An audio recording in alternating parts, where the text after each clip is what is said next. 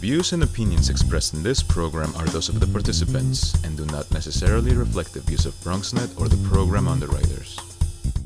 And hello, everyone. Welcome to Open, the one and only show that opens the Bronx and the rest of the world right to you. I'm your host, Daren, Jaime, and today we'll update you on what's happening in and around our borough, as well as across New York City. Coming up on today's show, the Thinkubator is celebrating its one-year anniversary. We'll talk about the impact it's made in the community and the importance of financially supporting our youth. Then afterwards, we'll discuss a recent report addressing rezoning in New York City.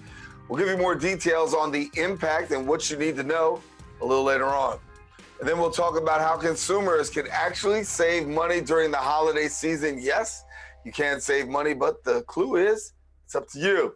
And then also we'll learn about an initiative to expand the capacity of minority-owned business enterprises, as well as developers. And we'll talk to two very special developers here on our set.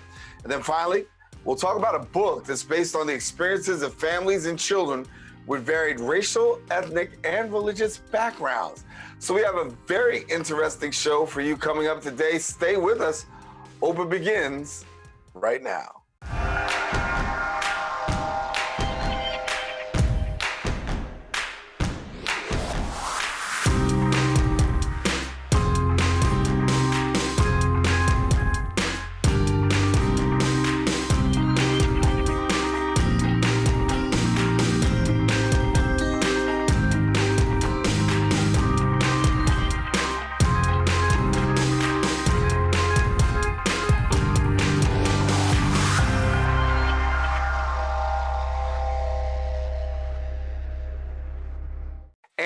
Everyone, and welcome to Open. Today is Wednesday, December the 1st, and yes, it's the first day of December. Can you believe it? I mean, we've had the holidays, and now here we are at December the 1st. The year is almost at an end, but guess what? You're watching Open, the live and interactive program that brings the Bronx and New York City straight to you. Want to also welcome our viewers who are watching on Manhattan Neighborhood Network. As Open is being broadcast live simultaneously on the MNN channel. Now, you can stay connected to us on all of our social media platforms at Bronxnet TV. And then also, you can reach our website at bronxnet.org to find out more about Open and all of our other programs. Well, a lot has certainly been going on through the course of the past week. We can't take you through everything, but of course, we can get you caught up with a couple of things with our Bronx updates.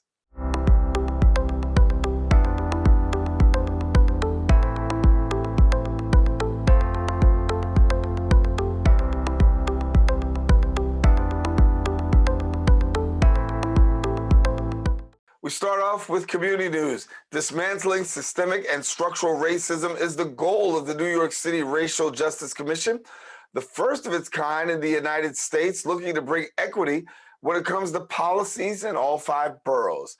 Our Bronxnet reporter Arlene Makoko brings us the story right now. Dismantling structural racism is the goal of this commission. These are sessions where members of the public are able to attend. We actually had most of the members tonight were from the Bronx, but also some folks from Queens. The New York City Racial Justice Commission, formed by the mayor in March this year, was at the Justice Sonia Sotomayor Community Center at 1000 Rosedale Avenue to hear from Bronx residents about areas in government where they see structural racism play out. They're able to attend and share their concerns and share what it is that they think the commission should be considering as it pertains to structural shifts and changes to the charter. The New York City Charter guides the functioning and policies of New York City government. Commissions are regularly set up, but this marks the first of its kind nationally to address race. Lori Daniel Favors discussed what she felt was the theme in sharing here. We are seeing a lot of organized community members come in, share with us their concerns, which are related to housing, affordability, push out that many communities are experiencing, be it Brooklyn, be it the Bronx, or any of the boroughs in between.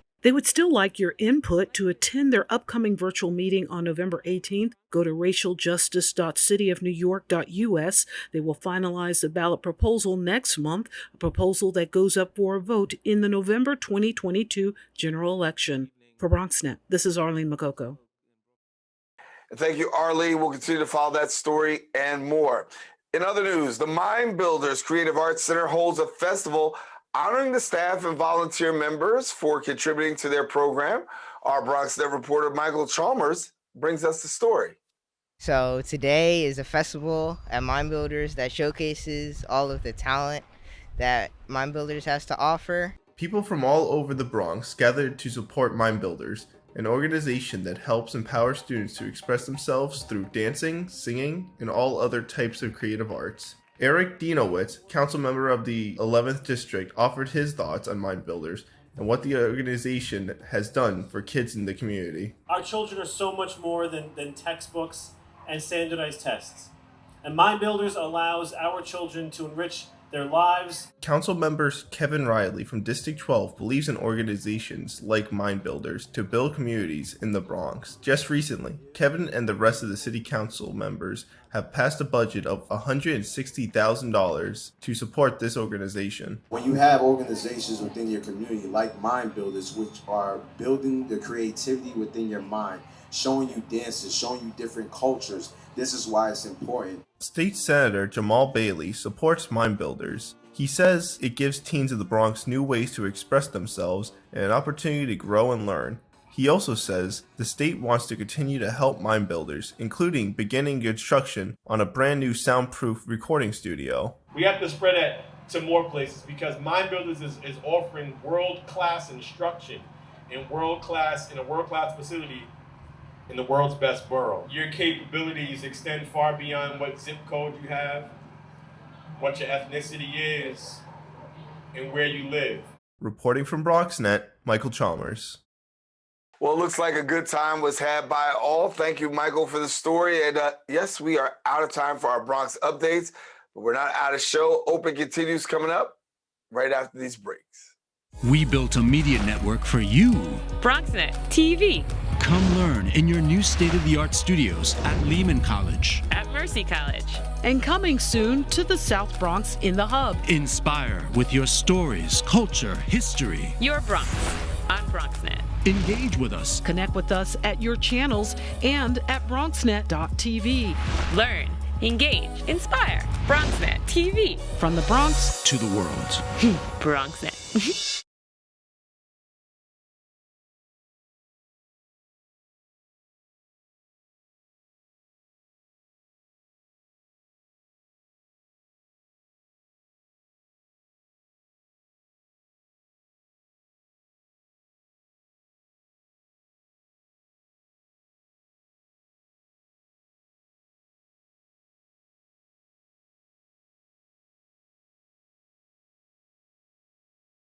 The Thinkubator is a Bronx-based, not-for-profit organization that works with the workforce development. And the organization recently celebrated its first year, releasing a report about the impact its programs had on the community and why it's important to financially support our youth. Here now to share more details is also the president and CEO of the Thinkubator, Dr. Edward Summers. And Dr. Summers, first of all, congratulations and happy anniversary and happy holidays. Thank you so much. Happy holidays, happy Thanksgiving. It's good to be here again. It's an amazing accomplishment that we were able to make year one. Many organizations don't get around to making year one. They barely get off the ground. So it's been a tremendous opportunity. And I'm very excited about the impact that we've been making in our community. We've supported over 230 young people from the Bronx with internships, paid. And we paid them through our own coffers because we knew during COVID that it was critical that families were in need and that the money flowing into families was critical. So we decided that we would use our own coffers to pay young people to do internships with companies around New York City and particularly the Bronx, particularly the small companies. We, have produced many students who have worked on research reports. Our think tank that was started by Naomi, a young student who in summer of 2020 wrote a paper on food insecurity in the Bronx and food deserts. And she, did that based on her internship that she did. She became so curious that she wanted to leverage her internships to really think deeply about issues like food insecurity. To date, the think tank has produced over 9 papers. We just recently published a paper, a research report on the state of the advertising industry and the lack of diversity, equity, and inclusion there, and the fact that the industry just needs to change. It has not changed. It needs to change. We have also done a lot of work on food insecurity in partnership with the Bronx Community Relief Effort, World Century Kitchen, in Rap for the Bronx and the Andromeda, where we have helped to like deliver over 2.5 million meals over the last 18 to 20 months in the Bronx, increasingly throughout New York City as well. Our young people already, 90% of them have been retained in the school, 10% of them have gone on to the workforce. So now they're actually contributing to the local economy as well.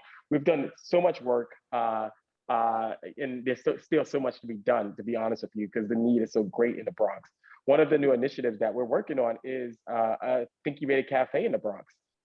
We're looking at trying to build a cafe where we have a commercial partner that's raising money to support the nonprofit, but we also train the young people in the cafe on business operations, on retail, on entrepreneurship. And also, the idea is that we would have a pantry there where people who are food insecure could come and get food, hang out in the space. You can come and get your resume reviewed. So we have done a lot of work this year. And to put it in the words of our young people, the Thinkubator has been transformational for youth in the Bronx and families in the Bronx who, one, didn't have professional workout experiences, and our families who were food insecure over this last 20 months and who needed food. And the Thinkubator has been there for the community. Yeah, and when we talk about this, obviously you've had a chance to prosper, honestly, during the course of the pandemic. In a place where a lot of people didn't make it, you were able to actually thrive and not just survive, but thrive. And I know that for a lot of our young people and a lot of people in the community, the whole issue of dealing with COVID and mental health and wellness was at the forefront. Talk to us about how your organization is really looking at mental health and wellness as something that needs to be tackled. Thanks for bringing this up. So our organization last year made a concerted effort to ensure that we, one, destigmatize what it meant to be engaged with mental health and wellness. So we worked really hard with young people to just destigmatize, because in the Bronx, the community that we come from, people feel like therapy or having counseling sessions or talk sessions with a professional it's not for our type of people. So we destigmatize it. So last year, summer, we piloted a program where we did individual sessions and group sessions. And it was really about like providing strategies for young people to cope with life, to cope with everything that they're going through, school, work, being online, having separation anxiety, all these issues that even us as adults deal with. We piloted it last summer, and then we said it has to be a fundamental part of our program. We have 6 counselors right now, our mental health wellness staff members, who are working with our young people right now to make sure that they are building up skills and strategies to be able to cope with just various issues and that they're going to face. One of the big things is conflict resolution.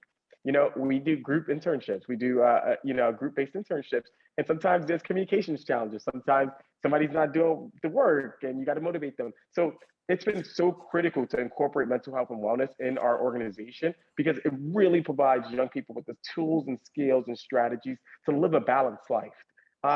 We even in our organization as staff members discuss that we need to speak to our team members, and we just need to sometimes let things out. So it's been a really critical part.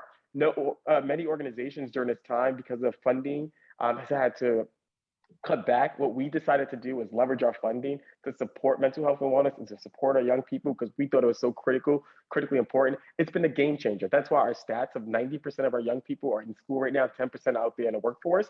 We got that because a big part of our program, led by Natalie Vargas, was mental health and wellness. And kudos to my former colleagues Sharon Wellington Deonda, who started the program and who had the foresight that this was critical and that we needed to do it in order to be successful. Yeah, and you've also got a GoFundMe campaign. Share with our viewers a little bit about the GoFundMe campaign. Sure. So we are looking to raise lots of money for young people. We've done a great job this last year and a half, and we're still working really hard. But funding's challenging for a nonprofit organization like us. I mentioned the cafe. We need resources for that to fund our program that we want with young people. Overall, what we were looking to do is raise $250,000 to support our organization and to support our young people. The money goes directly to our young people. There's no other organization that does what we do in terms of spending our own coffers to make sure that young people are in internships, they're doing our training, and then we're connecting them to college and into our jobs. So we are working really hard to build a campaign for the Thinkubator youth, where we're going to raise $250,000. And I have confidence that we'll do it. I just got word recently that we've gotten 2 major commitments that is putting us up to about $100,000 for our campaign. So it's a very exciting opportunity for us. We are very much looking forward to just really moving the organization forward and supporting young people, our community, and the Bronx overall. Yeah, and so as you look forward to 2022, you got a year under your belt. What can we look forward happening in the next year? The next year, I see us supporting 230 more young people. We already have 75 in our program right now. We supported, after the report came out, about 64 students over the summer. So I see us doing another 100 or so, and really just making sure that we are being a good community partner, building the skill set of young people, and helping the most vulnerable in our community get through the challenging times that we still have. One of the things that we want to do in a cafe is for it to be a place where people want to volunteer and use their knowledge and experience to come and talk to others who are vulnerable, who may be out of work, and come do a resume review with them. Come talk to them about their network and help them do mock interviews. So we're looking at doing a plethora of community activities where we're leveraging our locations to support our programming, and more importantly, to support youth and community. And that's what we want to do. So we have a call out there to anyone who wants to donate. Go to the Thinkubator.org, or if you want to volunteer, you could reach out directly to me at contact@thethinkubator.org, where we can engage you with doing public events, workshops, just networking with the local community. We're really committed to elevating our community, making sure that we have a Bronx that is thriving. Ruben Diaz, great credit to our outgoing Bronx president, did an amazing job, and we want to continue to help his legacy and really building up the Bronx. So we're excited about all the opportunities that lie ahead of us. But more students, more training, more opportunities to work or go to college, and more general opportunities to help our local community on food security and on their job searches. Well, Dr. Edwards, Thomas, thank you again, and congratulations to the Thinkubator on their 1-year anniversary. Glad to have you sharing with us, and again, happy holidays to you. Happy holidays to you too, and thank you for having us. We appreciate it. All righty. Well, listen, now, if you want more information, again, visit their website at thethinkubator.org, and then also on social media, follow them at The Thinkubator. All right, we're taking a quick break. We do have more open. Don't go anywhere. We'll return right after this. If you're struggling to afford your internet bills during the pandemic, there's a temporary government program that may be able to help. It's called the Emergency Broadband Benefit, and it provides up to $50 monthly discount on your broadband bill to qualifying households. Find more information about the program, including if you qualify and how to enroll, at fcc.gov/broadbandbenefit, or call toll-free at 833-511-0311. That's 833-511-0311. Welcome back. Center for an Urban Future is a catalyst for smart and sustainable policies, reducing inequality, increasing economic mobility, and growing the economy in New York City. Now, recently, a collaborative effort by Jobs First NYC and the Center for an Urban Future addresses rezoning in New York City and provides several recommendations for the upcoming mayor, Eric Adams. Now, joining us to share more details is the Editorial and Policy Director for the Center for an Urban Future, Eli Dvorkin. And Eli, good to have you. Thank you so much, Daren. Great to be with you. Great to have you. And as I said, the mayoral administration changing in New York City. First off, are you optimistic that things will get a good look in your department? Well, thanks for the question. I am optimistic. I think the incoming mayor, Eric Adams, has signaled he's really supportive of investing in pathways to good jobs, to be able to strengthen the city's education and training infrastructure and make sure that more of the good jobs that the city has been creating and will be creating on our way out of the pandemic will be able to go to New Yorkers who haven't been able to access those jobs before, New Yorkers from lower income neighborhoods, New Yorkers who may not have had the education or training opportunities to be able to connect with those pathways before. So I am optimistic that we'll see some investments in those areas in the years ahead. And so you take a look at the area of rezoning across New York City. You've got a report out. Share with us a little bit of background into this report. Absolutely. So this was a report that really was intended to look at whether, as a city, we have been prioritizing investments in people, in human capital development, in education and training investments as part of neighborhood rezonings that have been led by the city. And we took a look at the major neighborhood rezonings that have been launched under the de Blasio administration since 2016.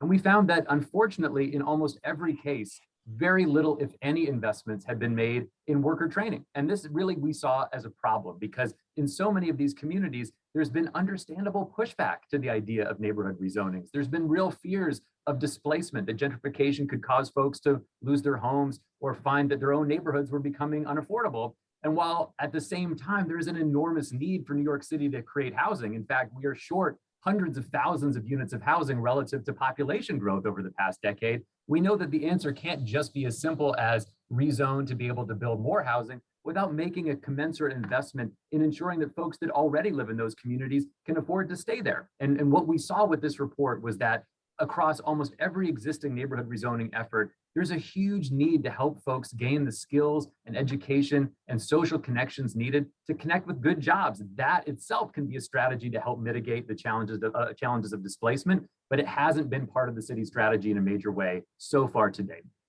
You know, there's some people who make the argument exactly that's right. You know, there's nothing being done in that area, particularly because gentrification is a way to go. And when you do that, this is one of the ways that you can go about actually doing that. I know from your perspective, you say opportunities and opportunities that are right there before you to be able to deal in this area. So what are some of the recommendations that you're making going forward in dealing with rezoning and the opportunities available? Well, you know, I think the first idea here is really a big one, which is to make a key reform to the rezoning process that can help ensure that community residents benefit economically from changes in their own neighborhoods that could be sparked by rezoning efforts moving forward. And honestly, Daren, I think this could potentially help gain the local support needed to actually move future land use changes forward. There's been a growing sense of frustration that has really stymied the idea even of being able to make zoning changes that can allow for new economic development, that can allow for new housing to be built, but that has run up against community resistance for, I think, very valid reasons. So the big idea here is that city leaders, starting with the next mayor, should bake investments in job training and workforce development into any future land use changes, enabling residents to develop the skills and credentials and connections that they need to be able to access the quality jobs that are being created, whether that's right there in their community or across the city. And what this would look like, I think, is an effort to make those investments before shovels hit the ground, before a rezoning is approved by the city council, to be able to identify those communities across the city with higher than average barriers to employment, where educational credentials may be lacking, where few residents have a college degree, for example, and where there is not a local workforce network in place, where employers and training organizations aren't already working together to help connect people with the training that can lead to jobs. Those are the investments that need to be made up front to ensure that residents can benefit when rezonings can or will happen in their communities. And those investments can be led by the mayor and baked into the rezoning process from the very beginning. We see this insurgence across New York City of developers who are making their way in, trying to get housing and establish housing. Some people say, listen, it's too much housing, not affordable housing, but yet and still developers play a real critical role in what we're seeing happening across the footprint of New York City. When you look at where we are today, I know that you have some requirements that you're asking of developers in help in both the rezoning and also with opportunity.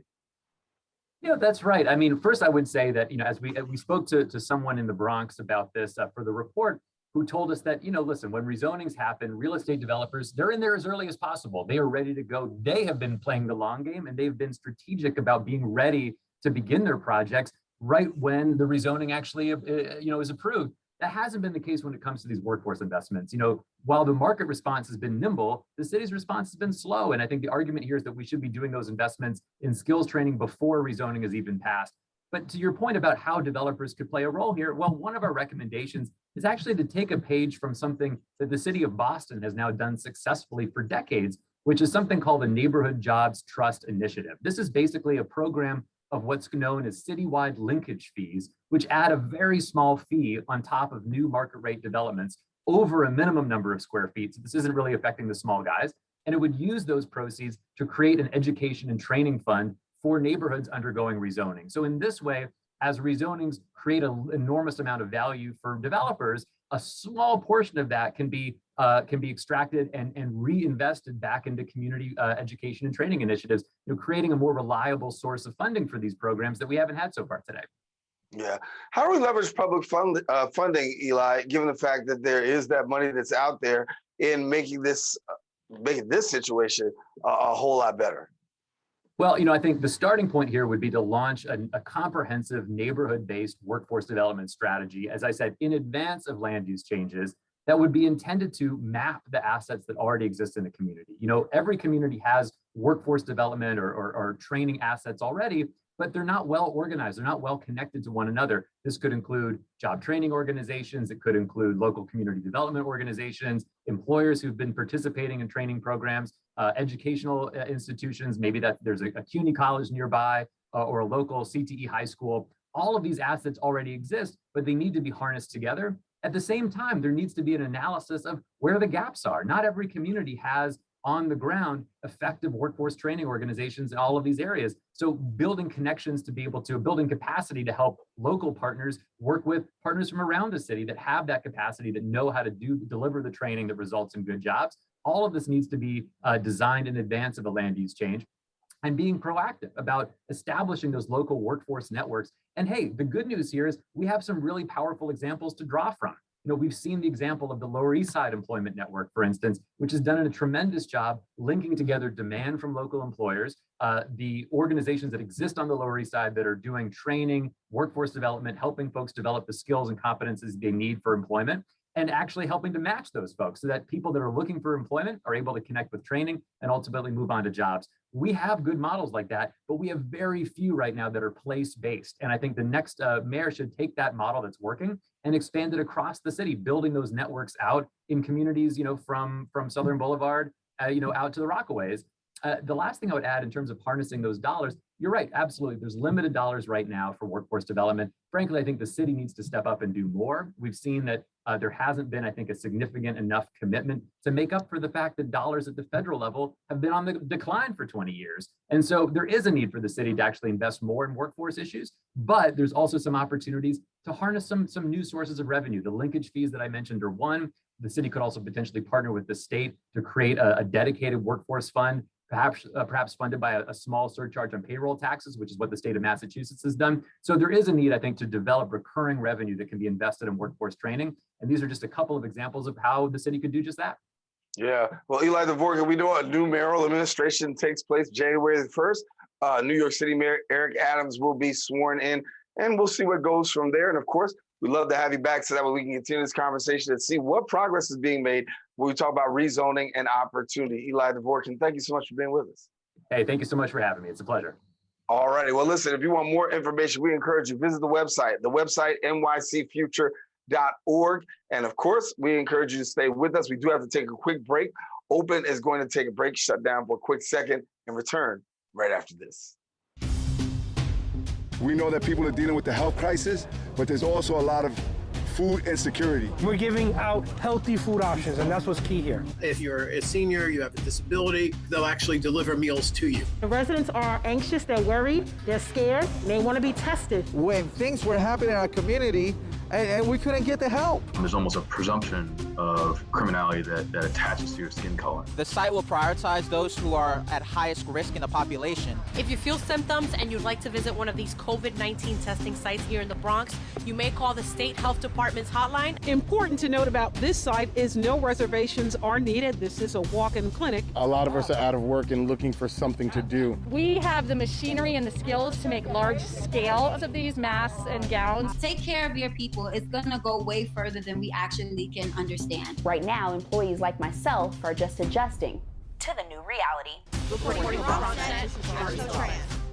And welcome back to the show. Well, entering the year 2022, consumers are now facing sustained high rates of inflation, as well as possible changes to the tax code and a struggling supply chain. Now, amidst these challenges and taking into account the last 2 years of crisis, it may be more than ever that individuals and families actually have their financial lives in order. Joining us now to share a little bit more is the founder and head attorney at the Tayne Law Group, Leslie H. Tayne. And Leslie, glad to have you. Thank you for having me today. You know, it's an exciting time because, you know, for many people, the holidays are here. And yes, it is not what it used to be, but yet and still, we're better than where we were. And for a consumer, I know a lot of concerns given the fact of a struggling economy and yet and still this, an employee work shortage. That's true. We are definitely better off than we had been, and we continue to make progress. However, during this season and while we're making progress, we need to be aware of certain behaviors in our own lives so that we can help ourselves come out of this and thrive. And so when we talk about the holiday season, we know that a lot of people have already done the Black Friday thing. They are into shopping, they're into spending. People are traveling, doing more than ever before. But we know that in many ways the economy is shrinking and things are not as accessible as they should be. And I think the warning that's being put out there is a time to save and a time of caution. No doubt. So budgeting now is more crucial than ever. Being aware of your finances. It can be as simple as just understanding the money that comes into your household and that the money that you're spending on necessities and things that you want, and being able to determine what is actually a need and a want, and being super careful not to get caught up in these shortages or ideas of shortages where you start binge shopping and you end up hoarding items that you really don't need, that really are not going to be in the end gone. Yeah. So we're getting ready to get out of 2021 and really head into 2022. What are some things that we should be leaving behind in 2021? And what are some things we should be holding on to as we enter into 2022?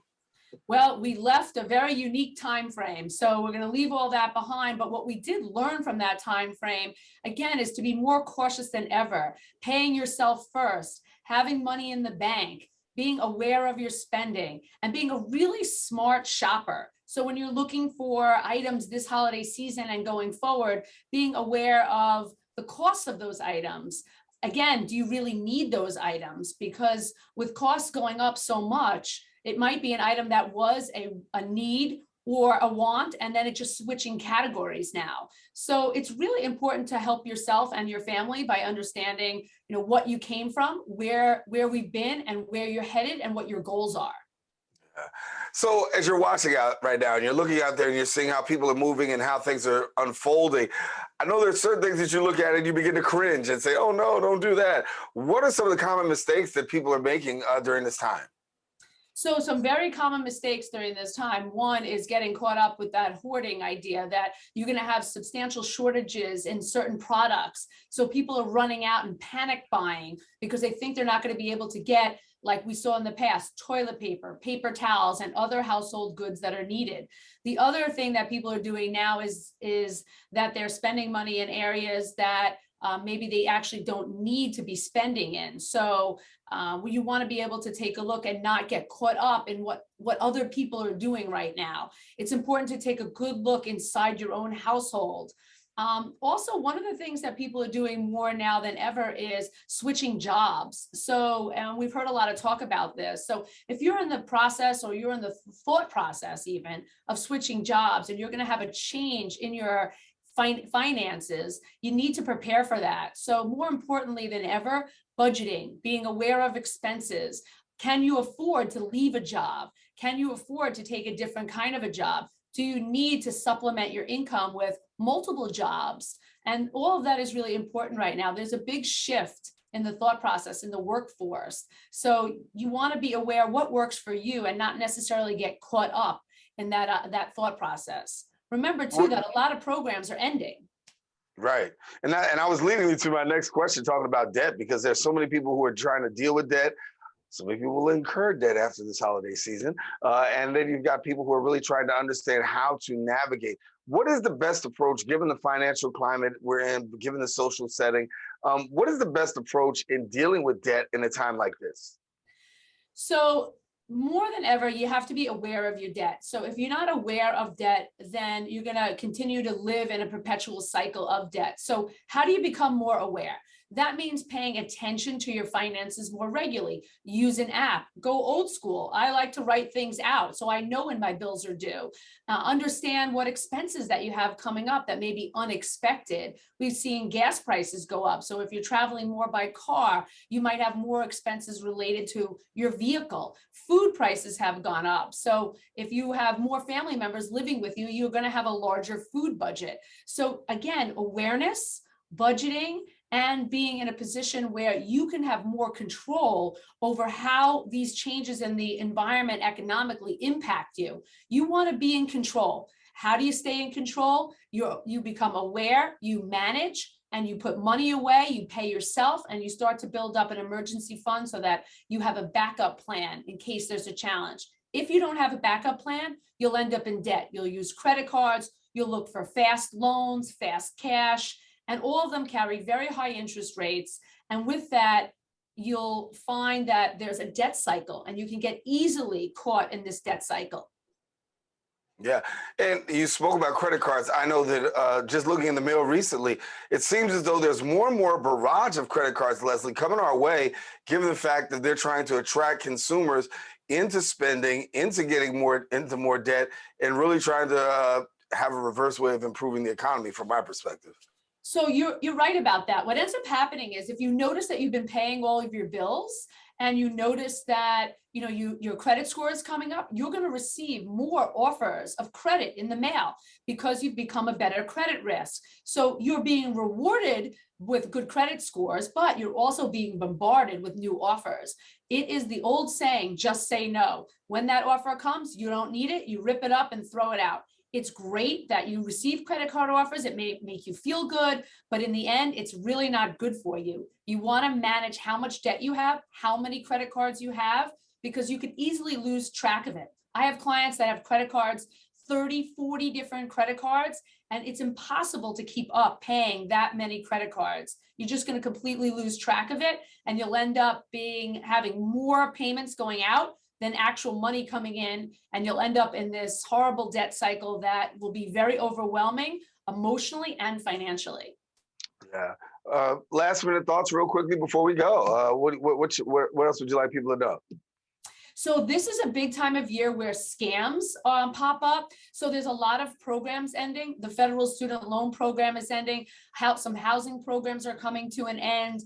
Be aware that scammers prey on individuals, consumers this time of year more often. So again, if you're receiving phone calls from the federal government, they're not going to call you. The IRS, student loans, things like that. You receive mail that looks like they know all of your personal information. Remember, your personal information can easily be bought. So just because somebody has your personal information doesn't make them a legitimate organization to work with. Be super careful and go with your gut instinct. Do not provide financial information to anybody over the phone, especially even if they have the last 4 digits of your social security number. Be aware and be very careful, and have a wonderful holiday season. Excellent advice, Leslie. Thank you so much for being with us. And certainly, I think we've got what we need in terms of knowing, and hopefully people can avoid scammers during this time, because we know they're running rampant during this holiday season. Again, excellent advice, Leslie. Thank you for joining us. Thank you for having me. All righty. Well, if you want more information, visit her website at attorney-newyork.com, and then follow on Twitter and Instagram at Leslie H. Tayne. We do have more show coming up for you. Don't go anywhere. Open will continue coming up after the break.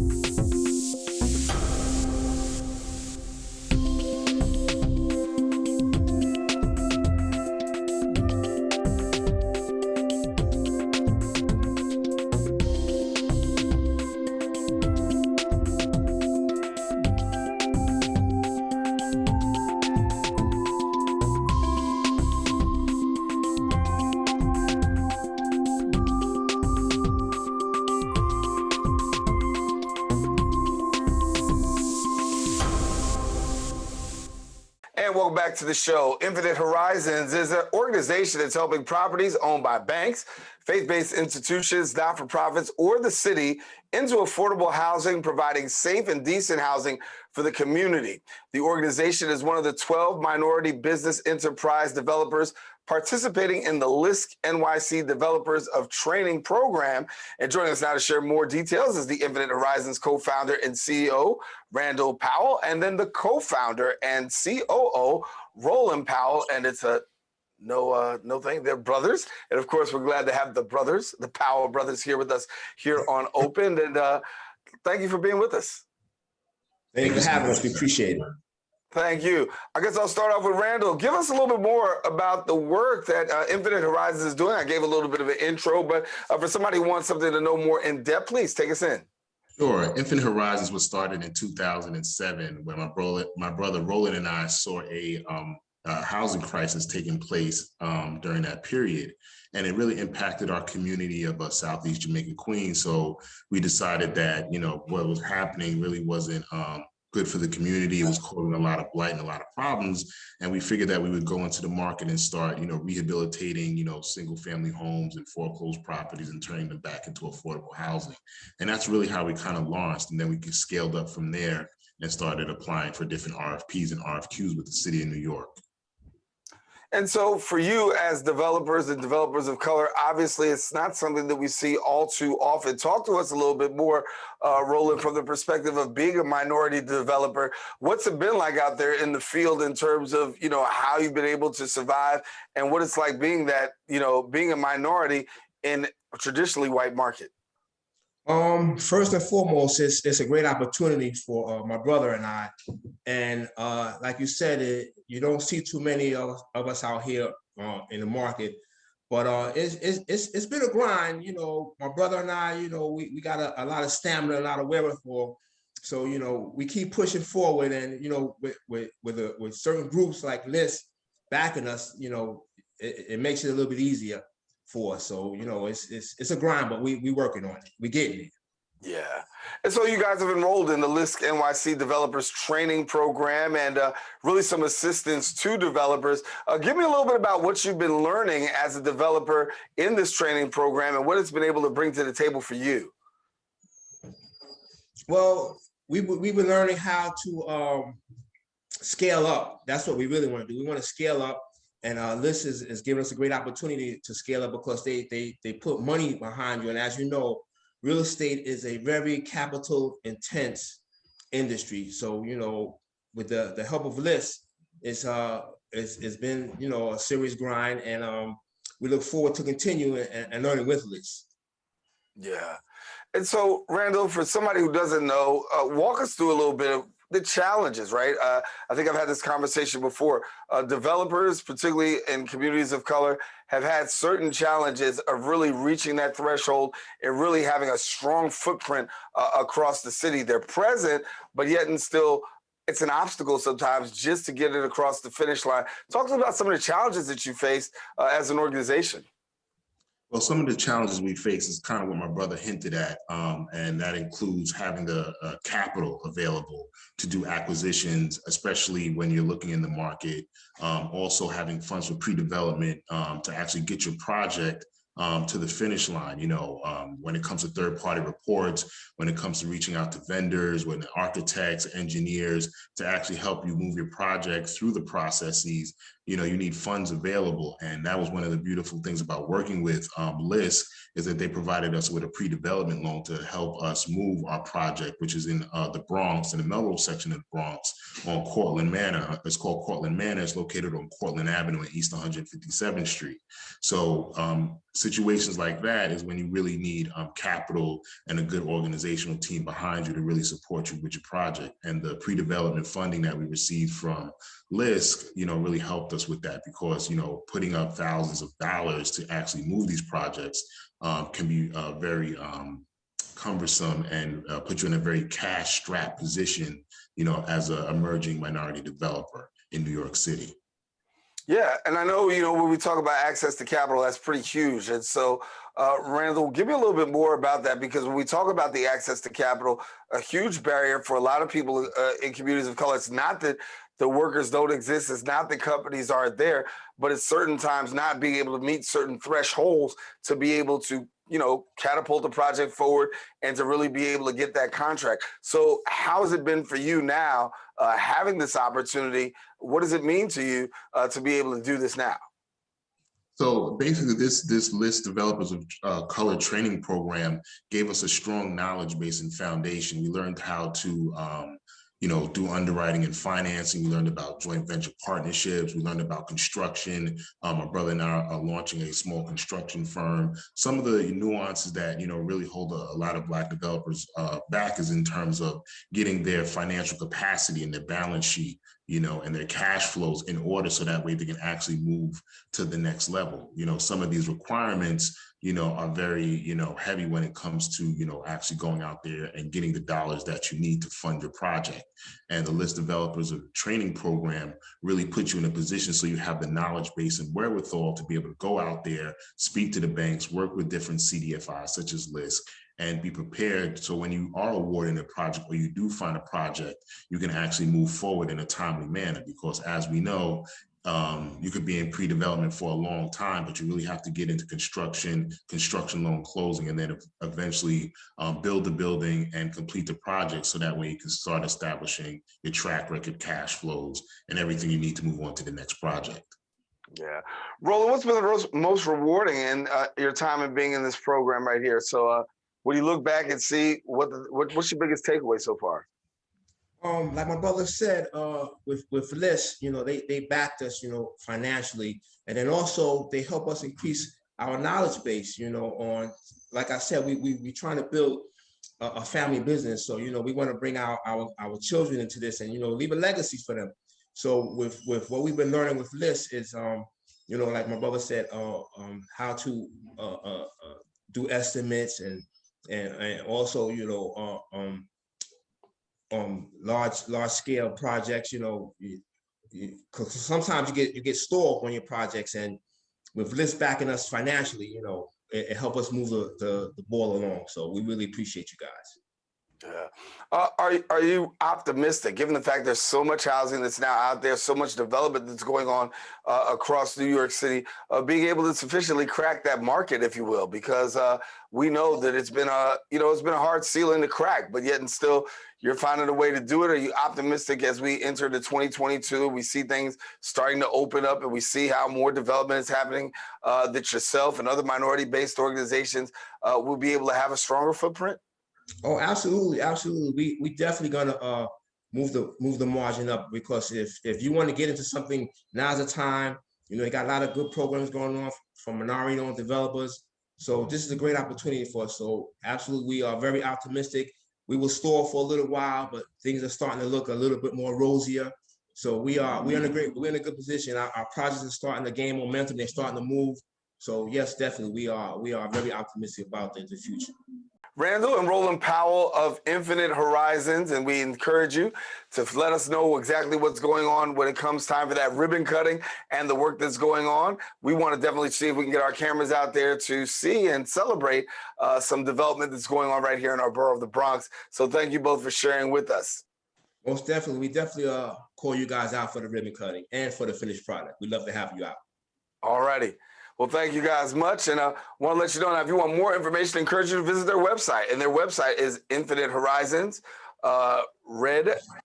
Let me say it again, Infinite Horizons, redc.com. Once you stay with us, we do have more open coming up. We've taken a quick break, and we'll return right after this.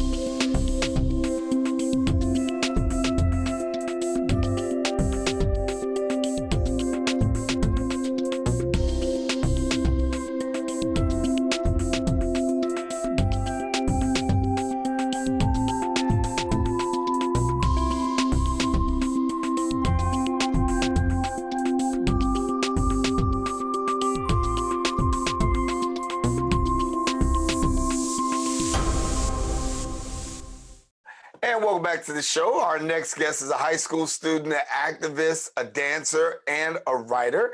And she recently wrote her first book, her first children's book, actually, that's based on our own experience, as well as the experiences of families and children with varied racial, ethnic, and religious backgrounds. Joining us now or sharing us more details is the activist and author of RayRay Paints a Self-Portrait, RayRay Fofana, and we thank you, Ray, for being with us. Thank you so much for having me. Yeah, well, usually when we hear people write a book, we usually hear them, adults, older adults, but you decided to tackle the issue early and say, I want to write about these experiences, my experiences. And so congratulations, first and foremost, on the book. And tell us a little bit about why you decided to write it. So I wrote the book because growing up, I felt like when I saw families that were represented in children's books that were from diverse backgrounds, it was never conveyed in a way that was normal.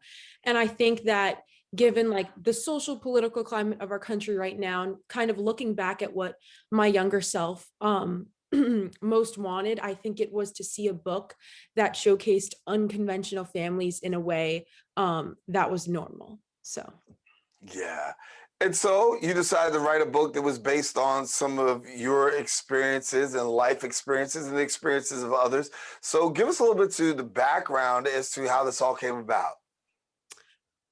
So I think it was during the pandemic of last year, and I was just thinking about myself and other young people who were kind of experiencing not only this period of isolation, but this period of like uproar and social change. And I think that in thinking about that, I was trying to see what I could do that was impactful, but also meaningful and relevant to who I am as a person. And I think it's really hard to stay motivated, especially during times like this. And I think what I most wanted to do was think about what, again, like my younger self and other young people could really use, whether that be like a book or a project or something else that was inspiring, but also inclusive. And so I think in thinking about that, I started to brainstorm and started kind of throw ideas together. And then the whole idea of like a book started to come about. Yeah. And so for somebody who doesn't know about the book, give us a little bit of the contents and what people can expect.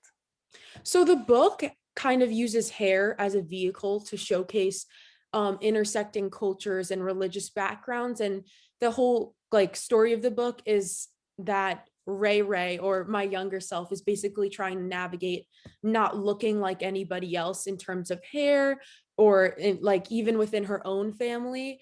And so her story is kind of going around to different family members and comparing herself hair wise and trying to figure out where her hair comes from. And in doing that, it also showcases like the culture and background of the family as well. So. Yeah. And so for people who experience reading your book, or you want to have a takeaway from that moment, what are you hoping that people are able to actually transcend through the experience of reading the book and understanding some of your life experiences? I hope that people can take away, especially other people of color, that like their story doesn't necessarily have to be like mine, or that it's not one-dimensional, and that like it's really just about, I guess, being different. And that whether you come from like a white family or an interracial family, that like you don't have to know who you are, and there's something that's really special about embracing that. And I think that for me personally, I hope that other kids who have come from unique families, or even just families that are different, that they can take away that it's normal to not be normal, or like embrace, I guess, being different. Yeah. And how long was it for you in terms of embracing your identity? How long did it take for you to really find out, hey, this is who I am and I'm comfortable in my own skin? I think I'm still doing that now. I think from like that kind of journey in middle school or elementary school through middle school, and now like in high school, I think I'm still navigating that. But I think that I'm secure in kind of knowing that I don't have to know exactly who I am at this moment in time. And I think that having like a family and tons of role models who have always encouraged me to pursue like my passions, and also just to like embrace who I am, regardless of what that may mean, has really helped me start to come to terms with my identity. Yeah. And so if people want to get the book, what is the best way for them to really latch on and connect? So the book is available on Amazon. I'm pretty sure it's also available on Barnes and Nobles. And if you just look up RayRay Paints a Self-Portrait, I'm pretty sure it's online as well. Yeah. And so where do you go from here now that you have your first book out? I mean, I know you're doing, your promotion and getting people to really latch in and connect with the book. But what do you see on the horizon for you?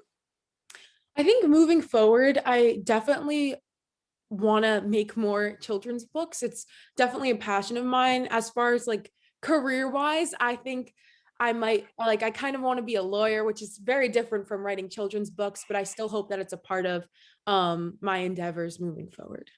Yeah. Give the audience our audience a little bit about what it means to find your voice. What has that been for you like, to find your voice, to be able to articulate it, and then to be able to share it with the masses? I think finding your voice is more about looking at who you are in the world, and not even necessarily how the world perceives you, but how you want to be seen in the world. And I think like it is still hard, and I'm still trying to find mine, but I think that learning and like listening to other people who have really developed their voices has helped me kind of figure out what mine is by having so many amazing like role models in my life. Yeah. And so what was the turning point for you in saying, listen, I can really share this with somebody else, and somebody else can really benefit from this? Was there a turning point or a turning experience that made you say, now I got to write the book, I got to do this? I think looking back at some of my like moments in my childhood, specifically one interaction I had with like a school lunch aide, who I remember I was either buying lunch, and because I come from a Muslim and Jewish background, you're like, it's a religious thing to not really eat like pork.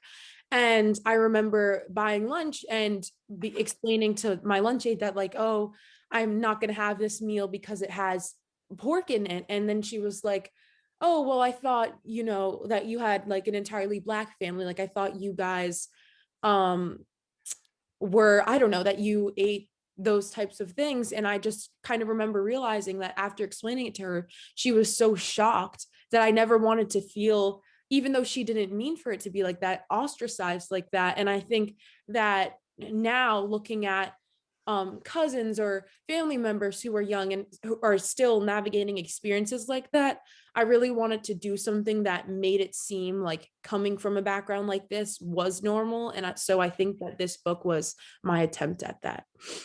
Well, Ray, thank you so much for, sharing your story, and hopefully other people will be able to tune in and find out more about you, your work, and, how you can also are advocating for children. So thanks so much for being with us. Thank you so much for having me. All righty, Ray Fofana, our guest here. Now, if you want more information, visit her website at rayrayseries.com, and then follow her on Instagram at RayRay Tells Stories. Well, that comes the end of our show today. We want to thank all of our guests for joining us, and most of all, you, the viewer, for tuning in. Now, if you missed any part of the show, you can catch our recablecast on Bronxnet Channel 67, also on Verizon Files Channel 2133, or anytime on the web at bronxnet.org. Also want to thank our viewers who've been watching as Open is broadcast live simultaneously on the MNN channel. And so we thank you for watching. Now, if you decide to get a brand new episode of the show, come check out my girl, Rena Valentine, on Friday morning. She'll bring you the best in arts and entertainment. Until then, I am Daren Jaime saying take care, God bless, and most of all, keep this channel wide open.